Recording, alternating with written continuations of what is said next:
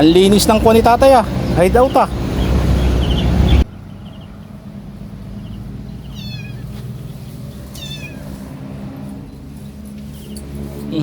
Silipin nga natin ang loob.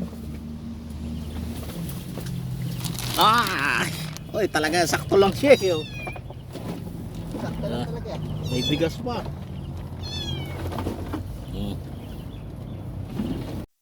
Gandang araw mga kabubog. Narito nga tayo sa hideout nitong isang mangangalakal ng Kalakal Boys ng Milagrosa, ano, mga kabubog.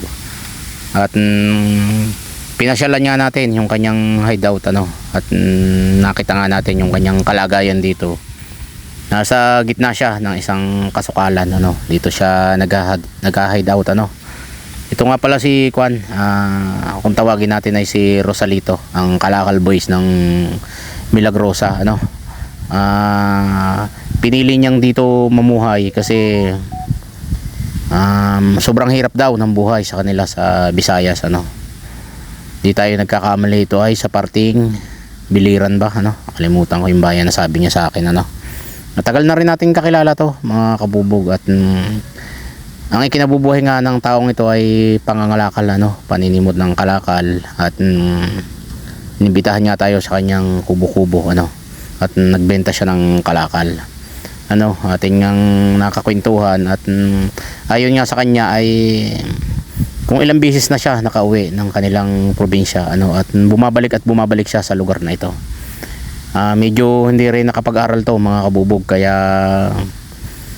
mahirap din mag-apply ng trabaho, at kung nakakapag-apply man ay medyo nahihirapan siya, ano, at medyo may tama yata ang puso nito, no.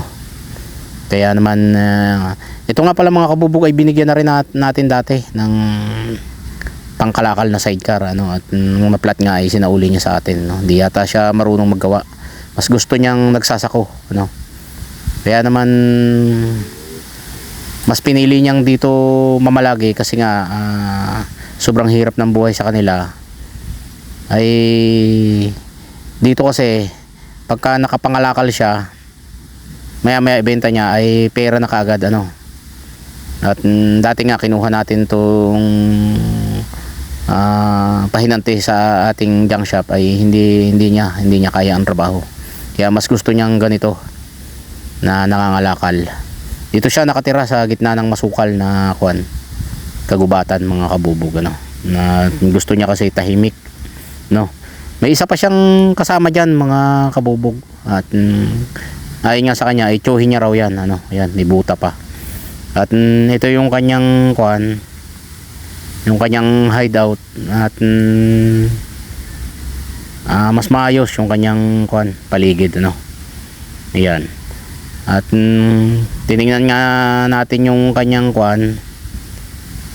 yung kanyang kubo, kung anong itsura ng loob, ay talagang ano, saktong-sakto lang siya dun sa sa loob, at saktong-sakto lang na makahiga siya, ano, kasi nga yung lugar na yan ay private property yan, no.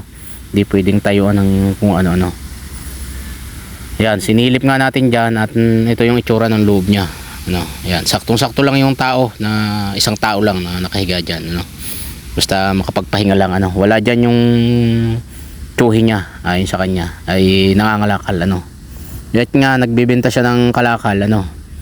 Yun, maraming nagbibigay sa kanya ng kalakal mga kabubog, mga damit, no. Makikita nyo lang ang taon to dyan sa may Milagrosa, ano.